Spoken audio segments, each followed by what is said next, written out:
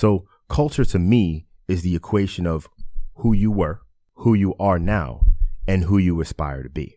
And it's the individual people's responsibility to preserve their own culture or end up becoming an addition to someone else's culture. I think what we really need to do is look at how we feel about our own culture, especially, and how we can protect it, but also understand that the purpose of some other cultures is to take pieces of ours and make it either their own or profit from the creations that we make.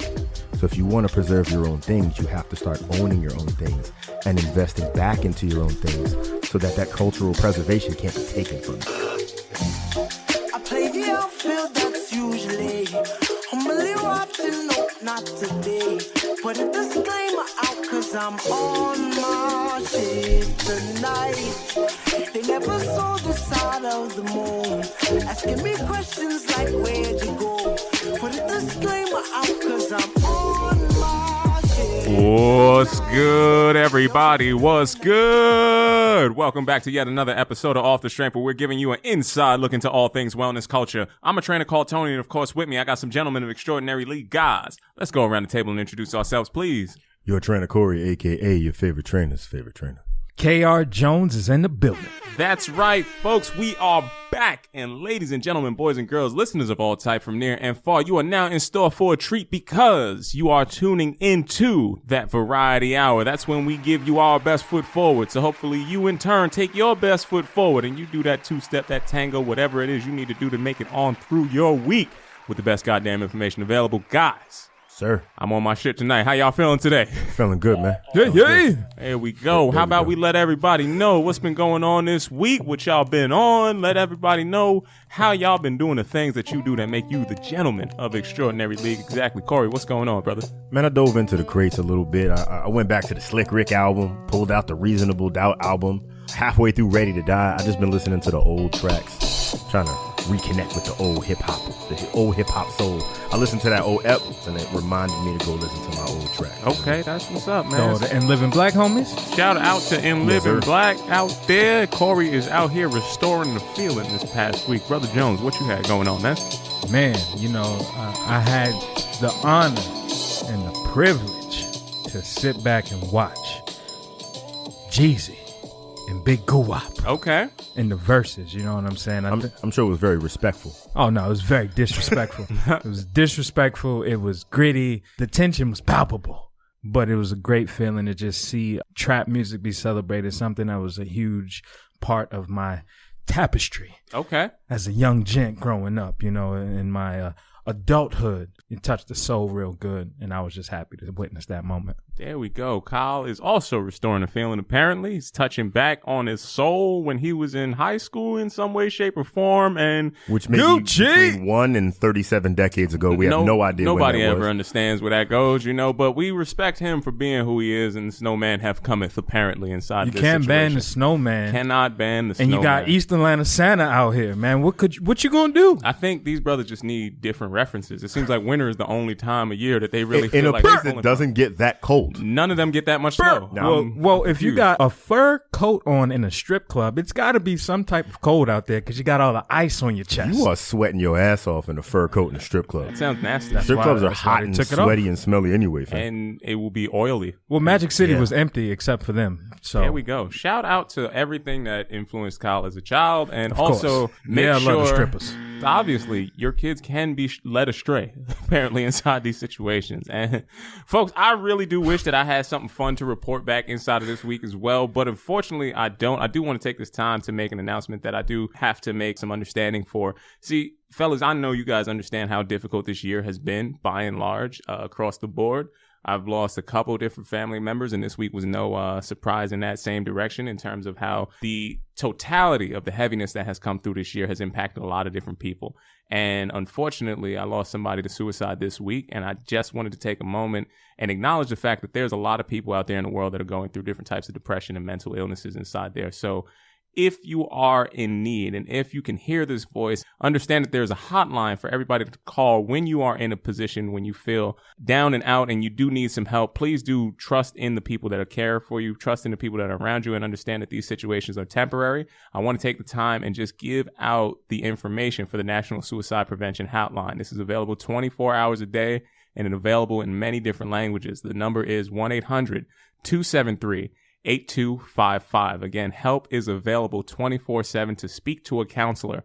National Suicide Prevention Hotline. That's 1-800-273-8255. We are in an unprecedented time, and I do really want to make sure that people out there understand that even though the pain feels like it's forever, this is a temporary situation, and we will make it through inside here. Now, fellas, this is not the note that I want to start the show off on. It has to be somber because of the nature of it and the gravity of it. And I do think that it was a moment that was really important to speak to the totality of our listenership, because not everybody feels happy all the time. But if you find yourself in a position that you feel low, I need to let everybody else know also in this week, when I did hit that low spot, I had my brothers here to take care of me, and my brothers here to really show up for me and pull up. And I want to make another announcement where I do say, Corey, I have to apologize to everybody in this listenership, because Brother Jones actually did lead with love.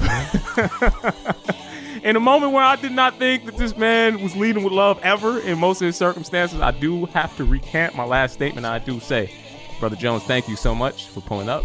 Corey, thank you for sending me all the messages, and I want to thank everybody out there that's really been going through that, because family's hitting a hard spot, and I do need to get by with a little help from the friends and family that I actually went out and chose. So I want to thank y'all brothers personally from this spot, from my heart to yours. Thank you very much in that position. We love you, fam. Love. All love on this side, for real. Love for real, man. And that love is going to lead the way, man. And when we're leading the way with love, sometimes people have questions that need answering outside here, and we got to make sure that we get inside this position. So without further ado, we're going to have to do that thing that we do every single time. Corey, I need to let you know how we putting people on the game this week, brother. Please let me know what is going on. So another question coming in from the listeners, asking the serious, hard-hitting questions to really break it down. Are waist trainers and sauna suits effective? Are they really working for cutting your weight? You want the serious answer? Put your best foot forward, brother. You want me to Remember, know? love is a jab step. Love. Come in with the love. Hell no. That's what we're going to lead with right there. The issue with tummy teas and things of that nature is you don't even know what's in that. That's number one. Number two, the people that are often selling you those type of products don't even use them themselves. They just are the face of it. So if you don't know what you're putting into it, you don't trust the person that's selling it to you. And third of all, there isn't a cookie cutter way for everyone to lose weight the same way.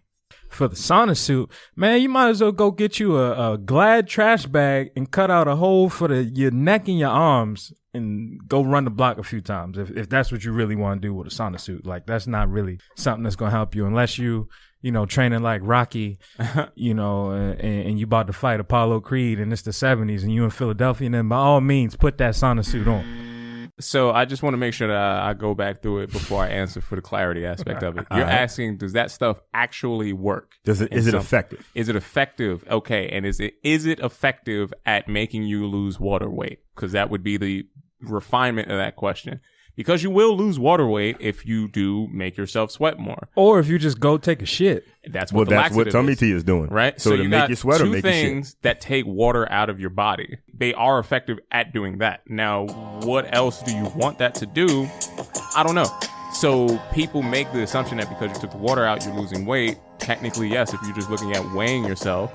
Is that making you healthy? Absolutely not. Will it probably put you in more danger in the long run? Possibly, yes, because you're now potentially dehydrated and you're doing activity inside of that.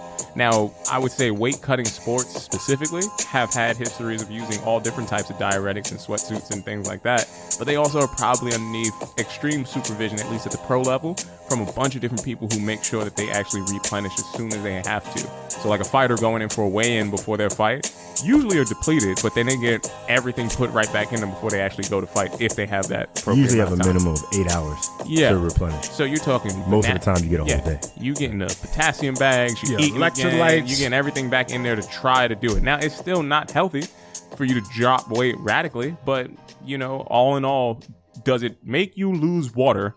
I say yes, it is effective at that. Anything else? So you ain't taking the choice to be moist. Nah, that's not my You ain't situation. going to bet man. on the wet. Nah. You ain't trying to put on the garbage bag for the WAP. Chill. That's not the WAP that I want. That's Count you me keep out. that. Count me out. That's nothing that I want. To finish up what my brothers was saying, basically, those are finishers. That's the end of a thing that you've already been working toward, and very specific for a very small amount of the population that is only doing it for a short-term goal. Like a bodybuilder on stage for that time that they're on stage, and then they're immediately replenishing, or for fighter only for the weigh-in and not for the performance time. Any other reason to do that is crazy. Bottom line we all agree on is no. Yes. There we go. Sorry, we're Nope. going to put you on the game. Do not pass go. Do not collect your 200 with the tummy teas or the garbage bags unless you have extreme supervision on that And side. don't be dripping out here. You're going to be dripping in the kitchen. Came through Drip, dripping. drip, drip. Can't have that happening, man. No dripping in the kitchen, no dripping anywhere else. Especially like after you get out of those workouts, there's all different types of questionable things that you have to look at when people are moving in the gym and all the rest of that stuff. So please leave. If you going to work out in your trash bag, stay your ass at home. Yo, and especially do whatever now, you fam. need. There's a lot of bodily fluids inside this Ain't nobody situation. trying to cuddle in your puddle. You know what I mean? Nobody wants this. And this is exactly the kind of situation that has to make us move into the good, the bad, and the ugly that's going on inside this wellness industry. That's right, folks. We are switching gears and heading on into this week's Ripped from the Headlines. And oh man, fellas, potentially we have a house divided in our midst. But it's still a story that's going to land into the good this week because the homie, Hove, is now stepping into the fitness arena as well. That's right. I know you guys have been making fun of my man out here. Hold for on, that his wasn't me. leg Don't work. put me in the you. Stepping Nah, in is a hard statement. Stepping in. I ain't And say you nothing didn't- about Captain Calf Race. Yeah, well, see, he might have been hearing what you were saying. You guys had a lot of spice for my man's legs, and you know what? Like a boss does, like a king from the county that he hails from, he said, you know what? I ain't gonna have people out here talking about my little tiny legs. I'm gonna go ahead and invest in a solution. And he partnered up with, gonna mess this brother's name up because I don't know what 6 of these letters mean inside here. But Well, we respect you, fam. we respect the hell out of you. This is a world-class tennis player. I'm going to try to land that. Djokovic. Novak Djokovic. Okay, we're going to land on that name, and we're going to make sure that that name is the right one. So Novak Djokovic and Jay-Z have partnered up to invest in a company called Climber. That's right. Jay-Z is doing a VersaClimber-like at-home workout station that is going to be directly rivaled with his own wife and her new deal with Peloton. Fellas, first of all, how do we feel about this house divided inside our midst right now, playing out across our hip-hop and fitness spectrum? If we go in a fitness contest, my money's on Bay. Yeah, I'd probably say she probably win that, you know. No, she's definitely taking that away. You know, shout out to Djokovic. Djokovic is really the homie. Like, he's on that Andre Agassi kind of tennis player. Like, he's fire out here. If he's partnering with him, I do not want to see Jay-Z on the tennis court, but I am curious to see what this VersaClimber life is like. You know who was heavy on the VersaClimber? LeBron was swearing by that. I know. LeBron Years was ago. actually invested in VersaClimber. This vertical climbing machine has a similar platform and delivery like that was, and it's also supposed to be things that are going to be streaming directly into the house. So these guys are looking for things with low footprint, kind of opposite of what Beyonce was delivering into, and high return on efficiency of exercise are some of the reasons why they were starting to look into these directions. So VersaClimber workouts are extremely effective. It's a total body workout. I don't care about the machines. And Easy on the joints. Yeah. It will get your calves if you stay on your toes. it'll make you work those legs out. So Yeah. he'll get his legs inside here. So this is why Jay, and shouting out to where Beyonce was landing in, they're cornering the market. I don't know if this house is divided or if this is just strategery to split the revenues down this digital fitness surface inside the same house. So I got to land them into the good this week. What's y'all thoughts on more hip hop being included inside of this wide world of wellness? I'm excited about anything that makes the great Hove develop those calves. Yeah. You know what I mean? Because Twinkle Toes, you're breaking my heart. Oh, man. The day I see Jigga Man, Hova, you know, Sean Carter on Peloton bike, then the Climber, you know what I'm saying? It's like, They ain't going to come out with the S that's dot. the day I dreamed of as a fitness professional. It was like, yo, I just want, if Hove do it, everybody do it. So I'm going to leave that in a good category. There we go. We're going to keep that right? Are y'all out there? Are y'all out there? He's trying to get these legs ready, man. You know what these classes are going to start to look like. And we're going to switch from the good into the potentially bad this week. And CNN.com is talking to us, fellas. We are amongst holiday seasons and holiday times, typically come with gatherings about the home front. And apparently in CNN.com, experts from the CDC are warning people against going into large gatherings this year around Thanksgiving in particular because of the ways that the coronavirus is able to be spread. So, should we, fellas, be celebrating Thanksgiving in a traditional sense, or should we be making these augmented plans in light of the pandemic that we are having right now? In my personal case, I'm actually going to see my parents, but it's just my parents. So it's just going to be like 4 people. It's not really a lot of folks down there. Going to have to quarantine on both sides just for my own sake. And, you know, I test often, so I feel like I'm doing it as safely as possible. But in general, I haven't been in a gathering of more than 5 or 6 people at any point. So that's not really the wave I'm on. I definitely think that this is indeed the time that people should be extra cautionary, especially when you're dealing with older people in your family. And, you know, something like younger people who are often out and about and gathering, and they may not be honest with, you know, their parents of what they've been actually doing. So going home is very detrimental. So I feel like this is that time when you got to get your virtual Thanksgiving on, you know what I'm saying? Only if you know you've been out in these streets. Yeah, exercise that caution. You have to exercise caution. We just passed over 11 million cases and still climbing in the U.S. this week.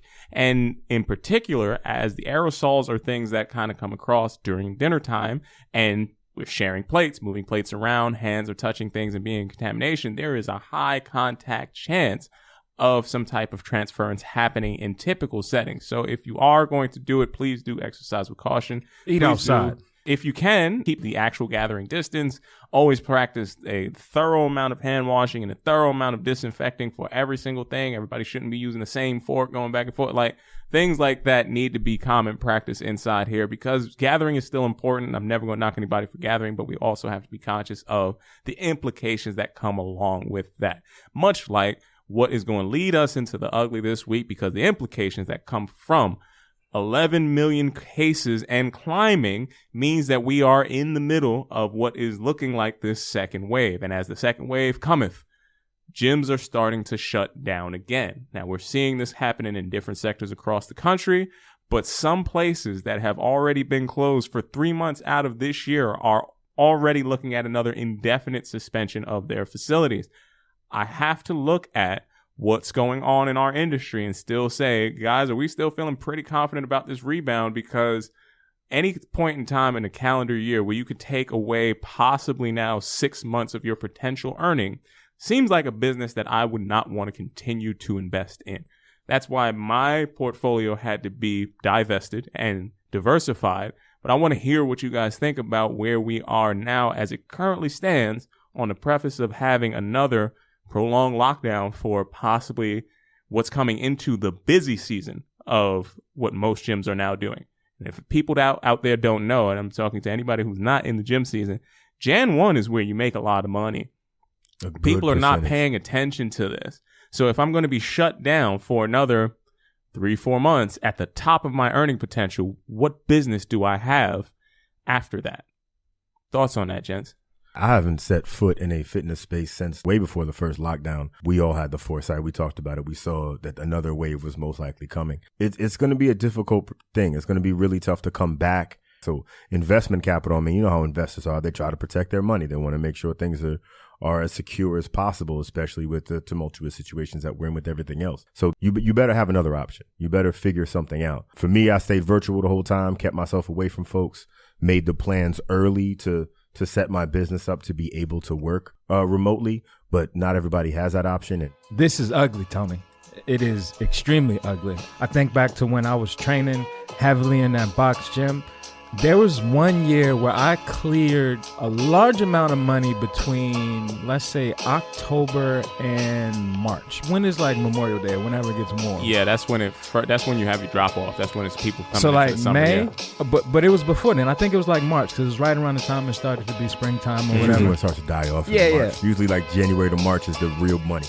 But let's say like that October. So from October to March, I cleared more money in that time than I did years prior to.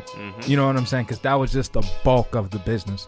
Now, for gyms and facilities that are open, like there's no way that you can continue to function unless you have such a cult following that everybody is outside, like outdoors, dead winter, like moving snow type shit. Like that's the only way I foresee this working. So CrossFit is the CrossFit only type of people outside that I'm thinking that are going to pull up and still be here to work out outside. That's it. Yeah. Pretty much. Because there's no other facility that can house you in a manner that's going to be safe or sustain any of the regulations that come down once gyms start to close. Like it's looking ugly, like legitimately. Well, you also look at the fact that a lot of these businesses, especially in cities like New York, are based on, having a volume per square foot to cover that high rent.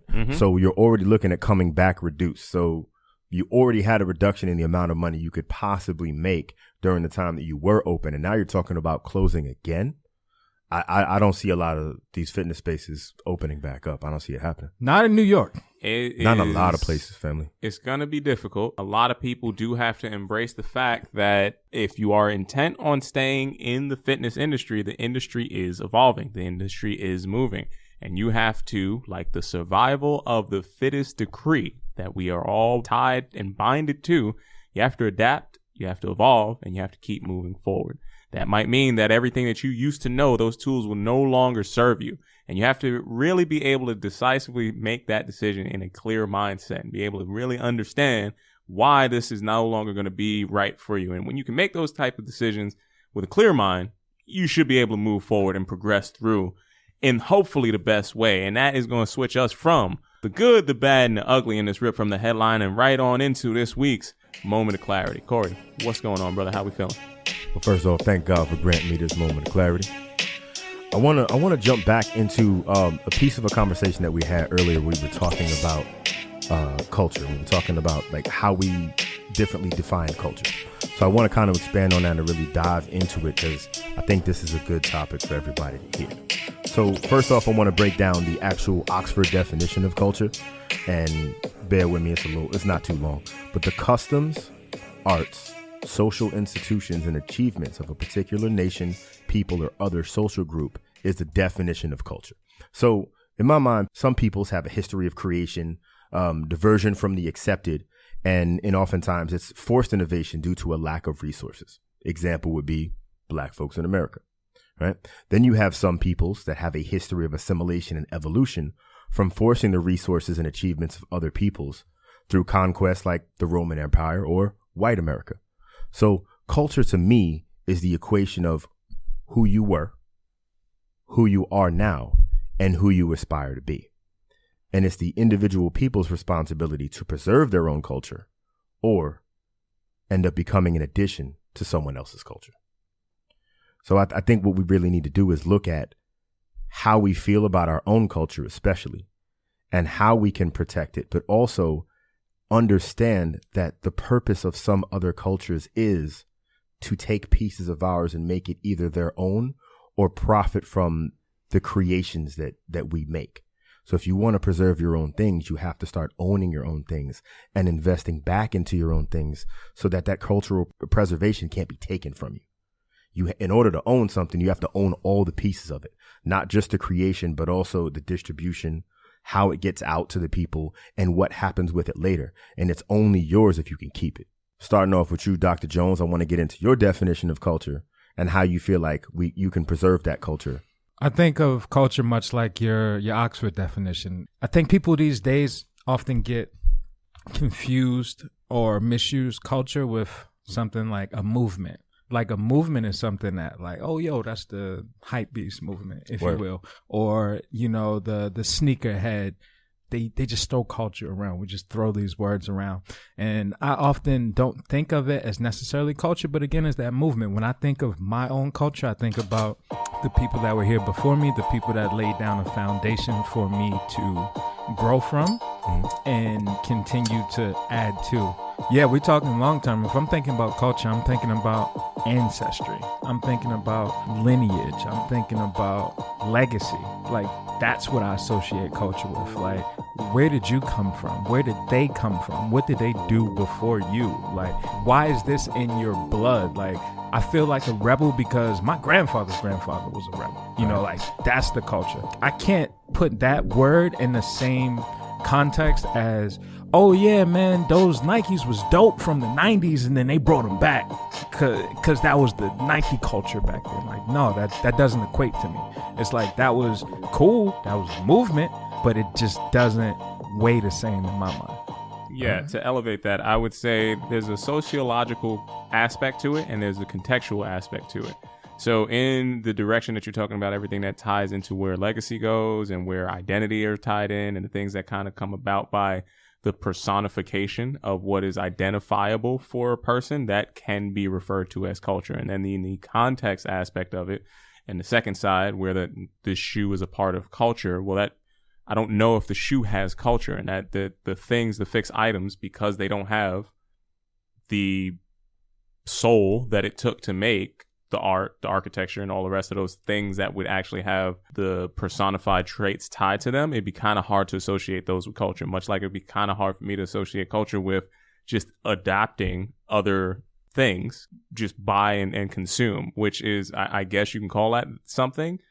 I would have a hard time. Capitalist culture, I guess, would be the closest thing. Yeah, and I would still say that seems like a soulless venture in some way, shape, or form. Because if the pursuit of that is just to continuously buy something, then the legacy of what you bought yesterday doesn't really have any real relevance to what you're buying tomorrow. Yeah, I don't see the nostalgia components there. I don't see an affinity for anything there, and I don't really see a value outside of the physical or material thing that you're buying. So I would not identify anything that comes from that space as cultural. So part of the reason why I wanted to get into this moment of clarity was to clarify the fact that I was saying the wrong shit. And I agree with Tone. Okay. My bad, Tone. You was right. Going back and diving back into the word culture and really defining it, I went back and looked at it, came back with this and went, I was wrong. Hey, man, we all get a chance to learn and evolve, man. That's what life's real culture is supposed to be about. Let's go, let's grow, baby. Hey, look at that. That, my friend, is a callback. Bonus points. Hopefully they hear that in the sequential order that they need. For the off-the-trend culture. Make that. Yeah. We are starting a culture. I will defend that. I'll say that wholeheartedly makes sense to me, my man. Now, before we move forward, I have to hop into... You know, we say that we are leaders of this thing we call wellness culture. Mm-hmm. How can you unpack wellness culture? Absolutely.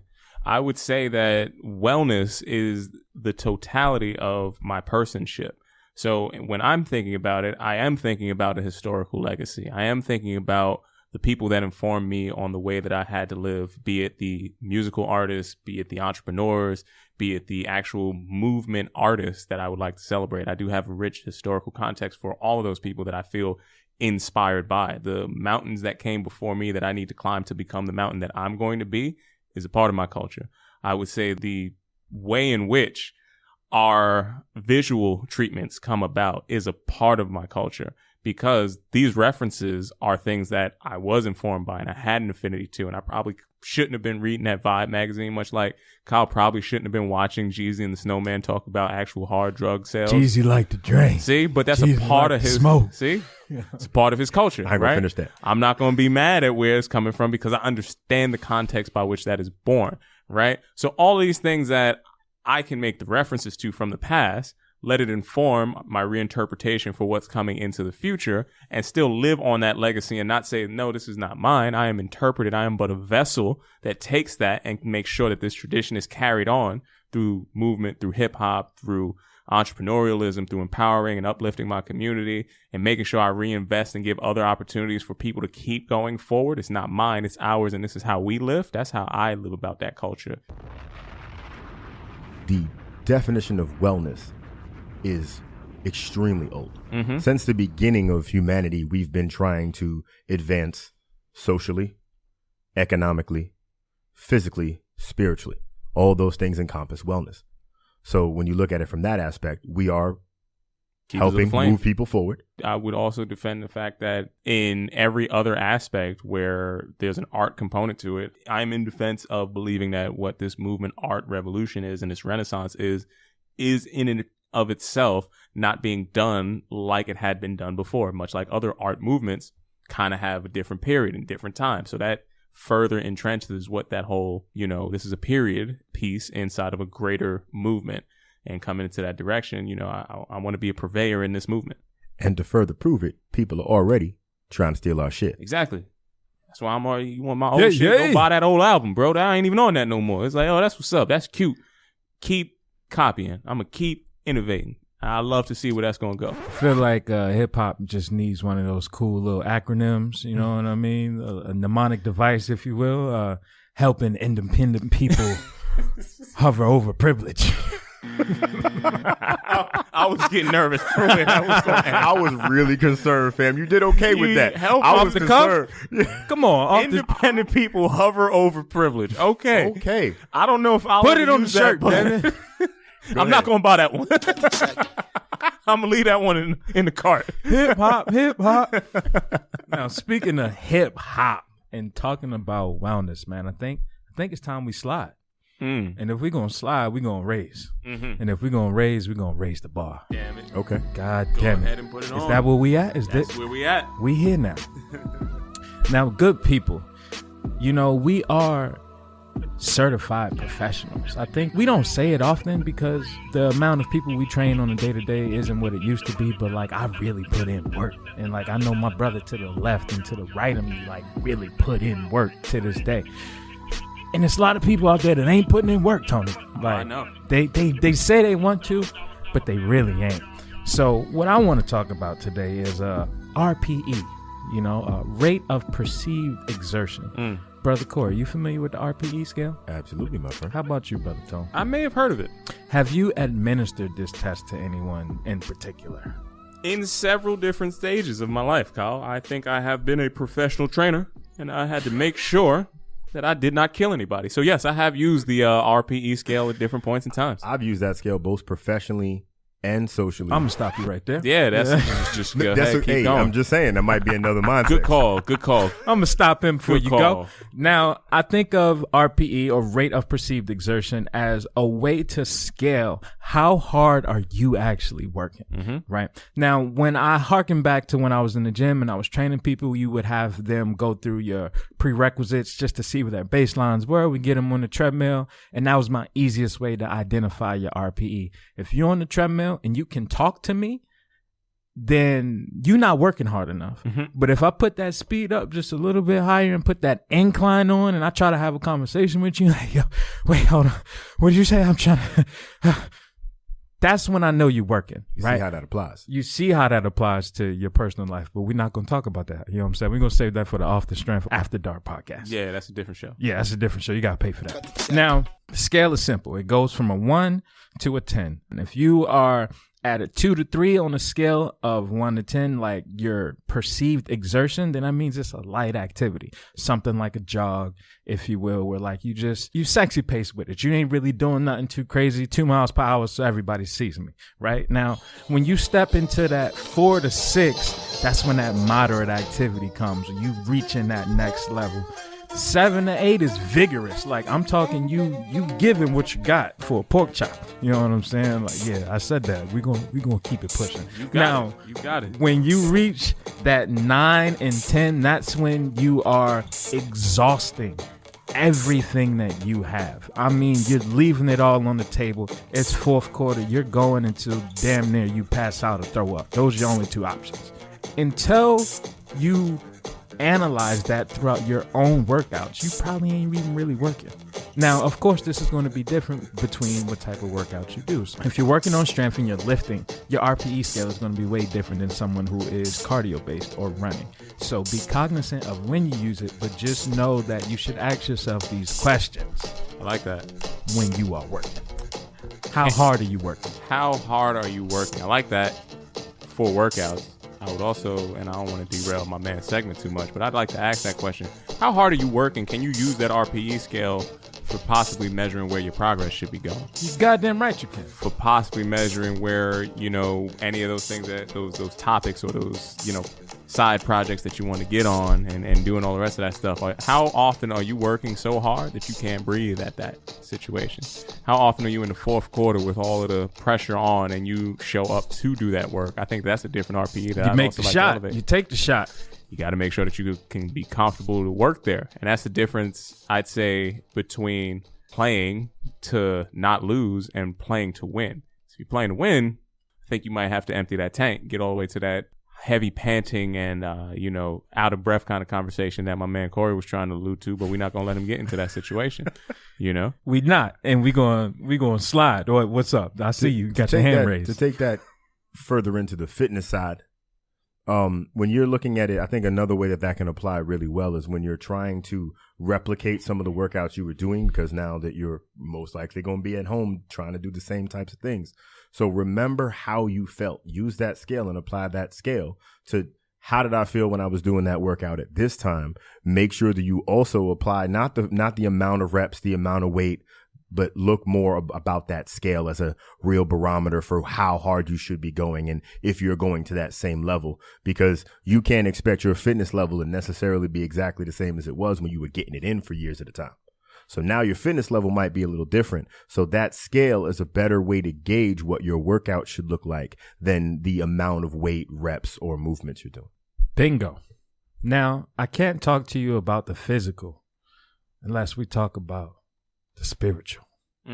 As the spiritual advisor of the Off the Strength podcast, it dawned on me one morning that we never had the chakras talk, gentlemen. I mean, now, Brother Corey. Sir? I'm going to look to you first. All right. Are you familiar with your chakras and are you in line with them?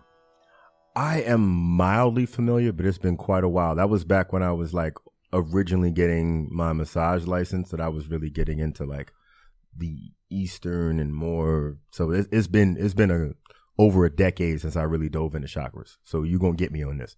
Brother Tone, how about you? I am familiar with the word and how it's used. I cannot tell you that I know the ins and out of that to the highest extent, my friend. So I'm looking forward to being educated by my young brother over here. Your knowledge is dusty too then. Yeah, I'm All not right. Here we go. We're going quick dive, brief dive, nevertheless.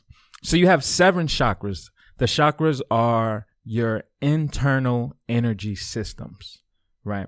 When they are out of alignment, you are out of alignment. And there's something that may seem like, yo, what is this dude talking about? Like, he's talking crazy. It's something you can't see. You know, I can't just go inside me and pull something out. You know what I mean? Like, it's not tangible, if you will.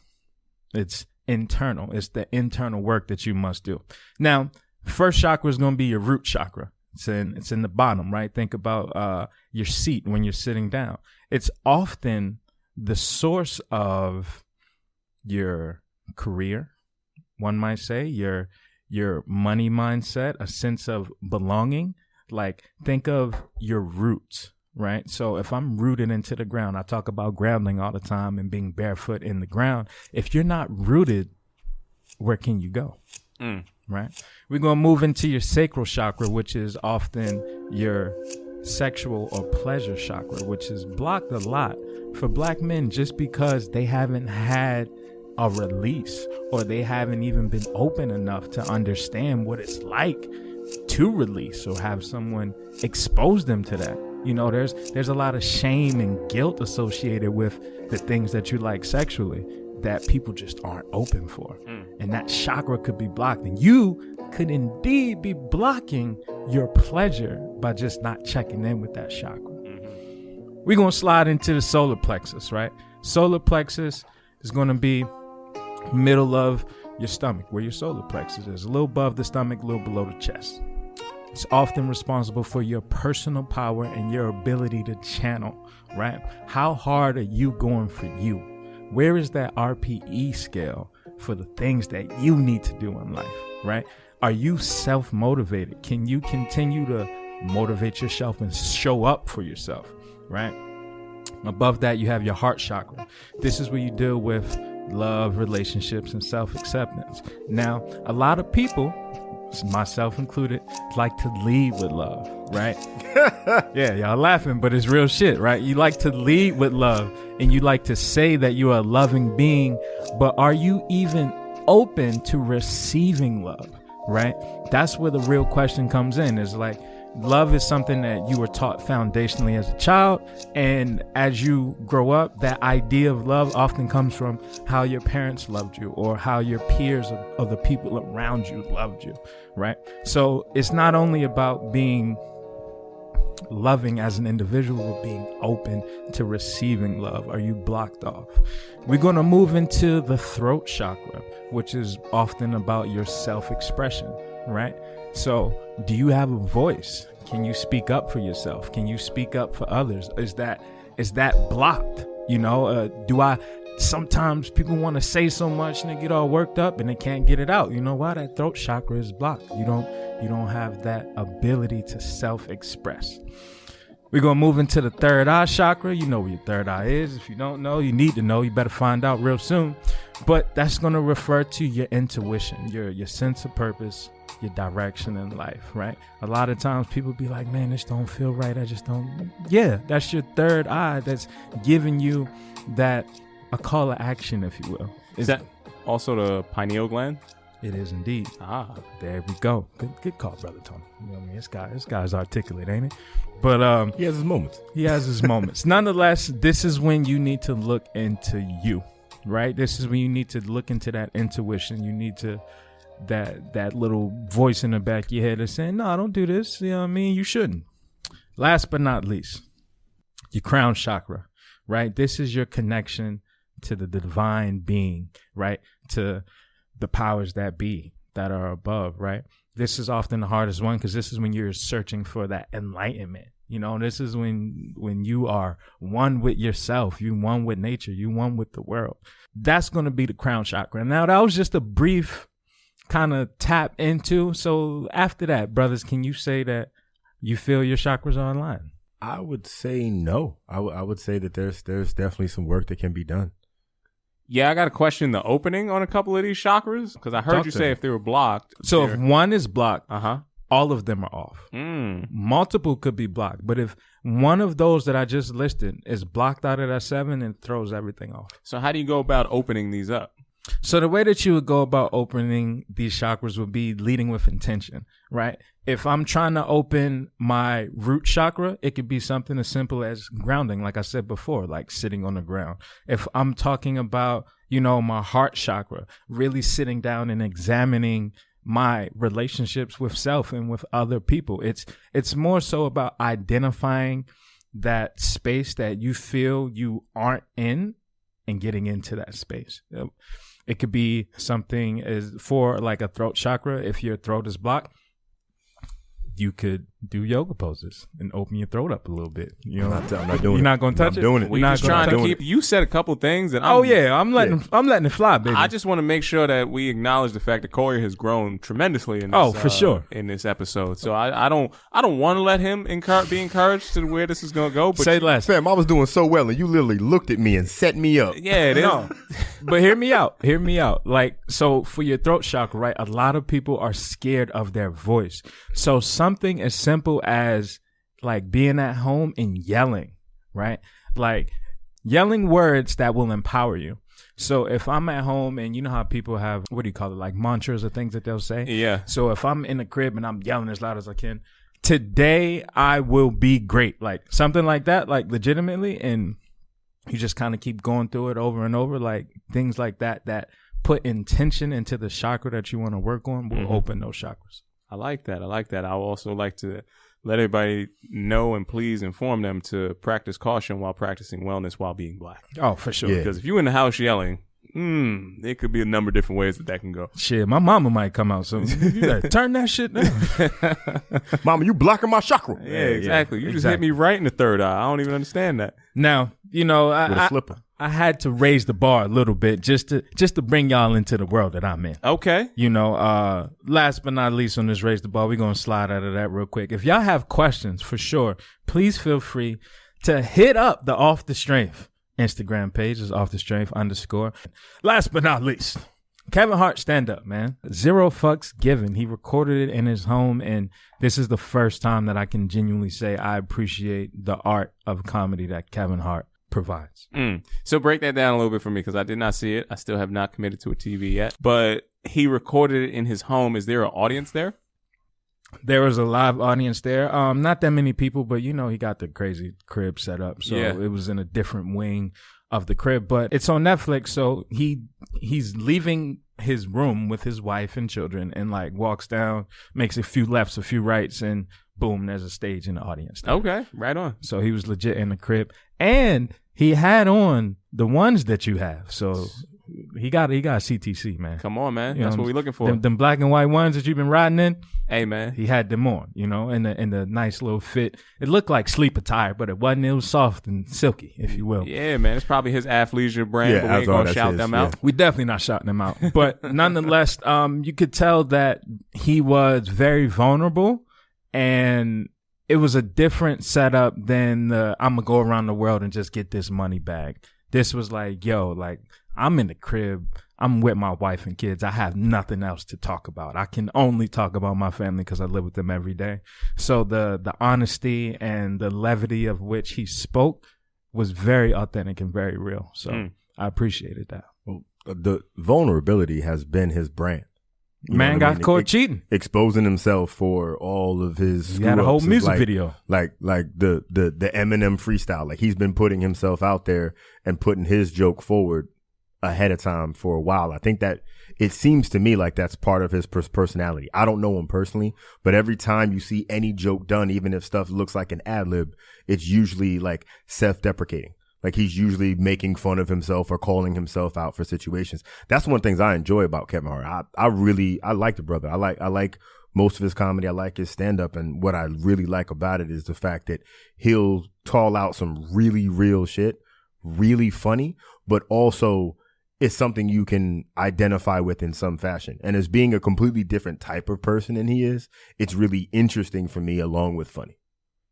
Understood. The most interesting takeaway was him referring to reaching a certain level of fame.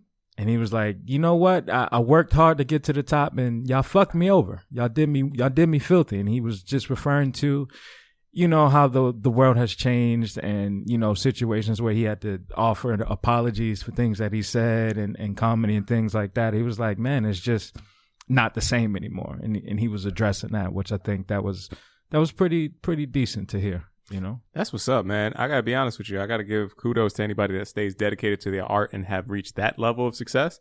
So if I have a house that's big enough to have people come over, like, don't get me wrong, guys, I would love to have a studio audience and do that kind of live show stuff that we were just dipping our toes into. I don't know if I would ever have that at my house. I just gonna be honest with you, especially at that level, and it'd be like, yeah, we're gonna rent something else out. No, he got the space for it. I know that he has a space. It's still different. I feel what you're saying. I'm not letting people in my. There's plenty of people that I genuinely consider themselves to be my friend that have never seen the inside of my home or know where it is. Yeah, that's fine for me. But it does speak to a high level of, yeah, you don't need all of the pomp and circumstance that he was kind of associated with too. Strip it down, give you a little bit of an unplugged set, a little more intimate, and you got to get back to the skills that got you there. So it's kind of like a beginner's mindset coming back into something that you already mastered. Can you go back and learn and redo and, you know, work with less material? I'm sure he's not coming from a year of touring, because where was you touring other than the living room, the kitchen, and all the rest of that kind of stuff to pull that material from? So observational comedy, anything that goes with subject matter, talking about a real, like, relatable scenarios, that sounds like it's him working back to his thing that got him where he needed to be and not necessarily chasing the bag. So go for it. Yeah, that's what he spoke on. He was like, you know, I'm going crazy being in his house. He did the special in his house because he didn't feel comfortable being anywhere else. Mm-hmm. And he's like, so I got to do it here. But I also need to do things to get me back on track, to get my mind where it needs to be, which was stand-up comedy for him. That was his release. Mm-hmm. You know, it sounds like the brother, he was doing a lot, but he wasn't relaxing responsibly, Tony. He did not relax responsibly. You know, and if somebody such as Kevin Hart had the ability to relax responsibly, I think it would be a nice situation. I There don't we know. go. Hopefully he is, man. Especially now because we got to slide on into this Relax Responsibly segment coming into this week. Brother Corey, I'm going to go ahead and kick it over to you. How was you relaxing this week, brother? Man, I was, you know me. I like to break things down. I like to take something that I enjoy and try to really personalize it and make it me. So I love to sip on some tea. So what I decided to do is start making my own tea. I had this really good sea berry tea. I had a conversation with the dude that I ordered it from, and then like over the phone and online, he basically taught me how to make tea. So I've been at home drying out leaves, cooking up stuff, drying out fruit, and making my own tea. And I'm really enjoying not just the aspect of having a nice, warm cup of tea that makes you feel comfortable, but also the ritual of creating something for myself that I enjoy. So it feeds me both ways. I missed those days hitting T2 with you back in the day. Yeah, man. And we was in there talking to the lovely young ladies about tea.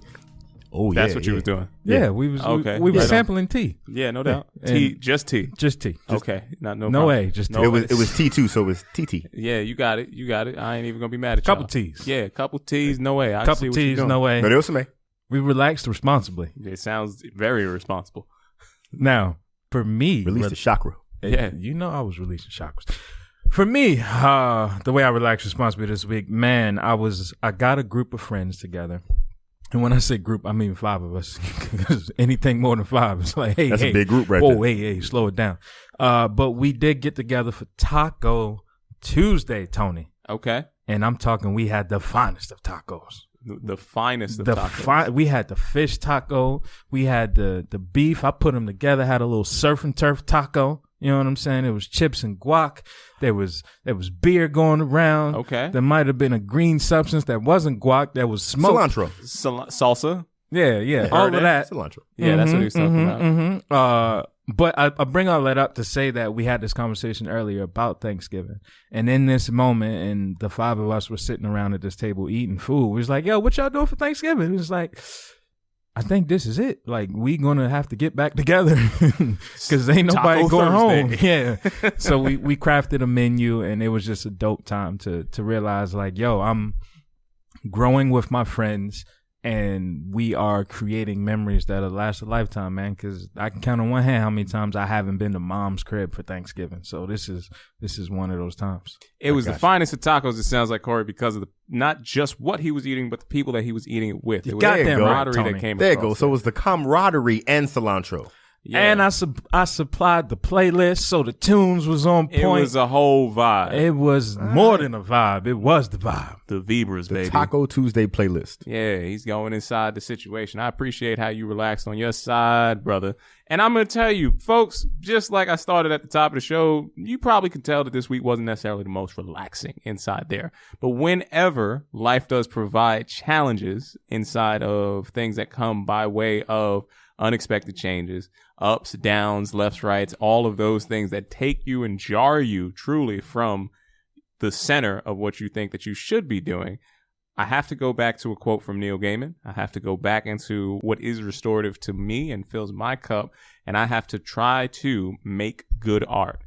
Not just when I'm happy, not just when it feels okay, not just when it's convenient, but in particular, in moments of darkness and moments of pain, I have to put my time, energy, and effort into making art. So I have been expressing myself differently artistically. I have been looking into more ways to open up my true palette on the art side, fellas, and I am diving back into the thing that brought me salvation in many different times throughout the course of this uncertainty this year.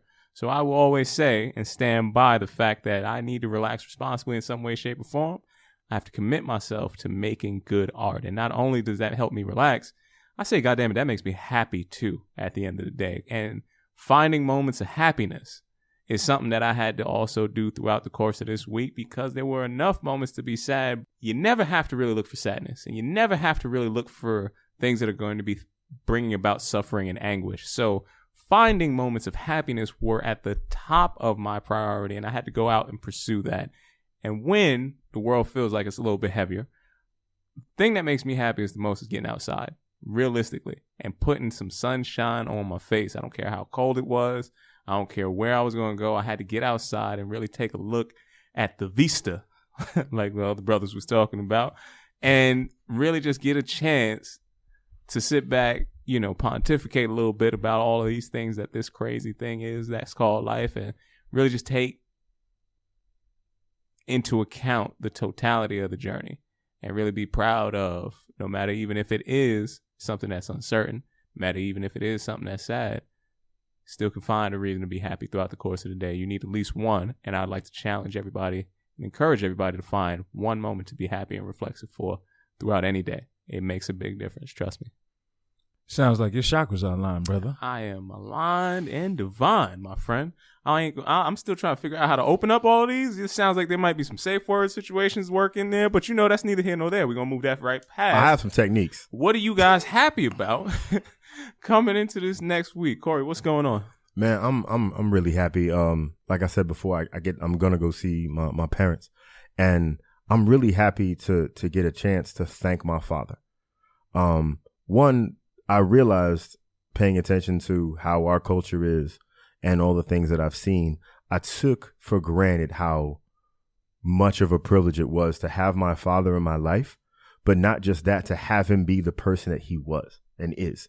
He allowed me to be the absolute asshole of a child to turn into the asshole of a man that I am. And he gave me space to feel comfortable doing that. So oftentimes, talking to a lot of other brothers, and especially in the process of life coaching, I find that people's parents, in their process of trying to keep you safe, oftentimes restricted them.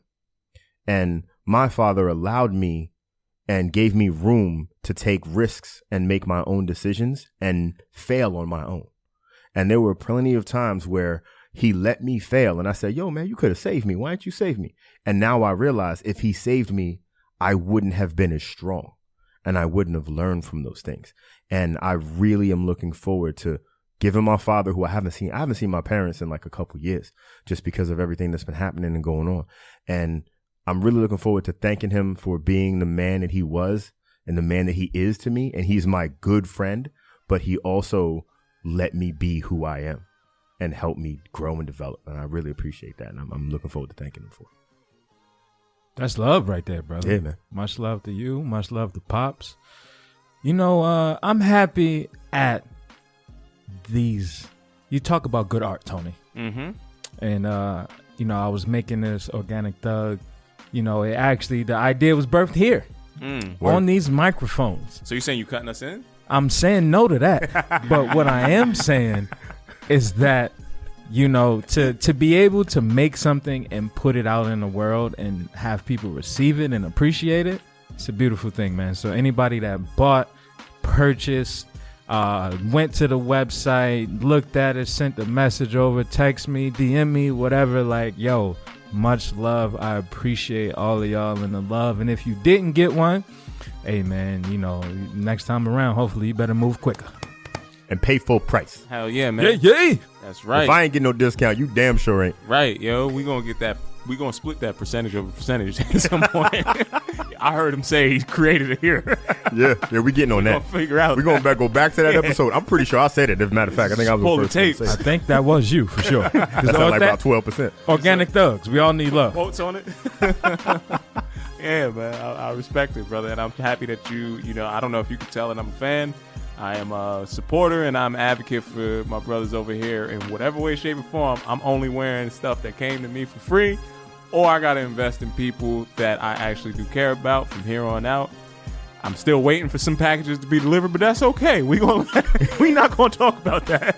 I'm still supporting black businesses, damn it.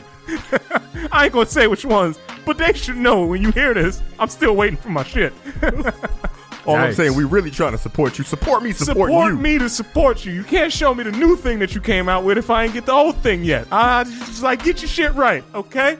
That's going to be my Tony happy want that moment. old thing back. I just want the thing that I paid for. That's the only thing I want. I don't have wild expectations. I'm going to leave that out there to leave that out there. Let my man stay organic and not go to thug. Yeah, I be trying to be the good side. People don't really understand, Corey. I really do. I dance that line, man, because I try to move forward in life, but they keep calling me back sometimes. The good is getting bad. Don't let it get ugly. And that right there, ladies and gentlemen, is going to be another fantastic episode of Off the Strength. I am KR Jones. Your trainer, Corey. And I'm a trainer called Tony. Peace and much love to y'all out there. Until next time, we'll see you soon. Better get Tony his shit before he knock out your chakra. I just want it. I want it a lot. You have a swole up third eye.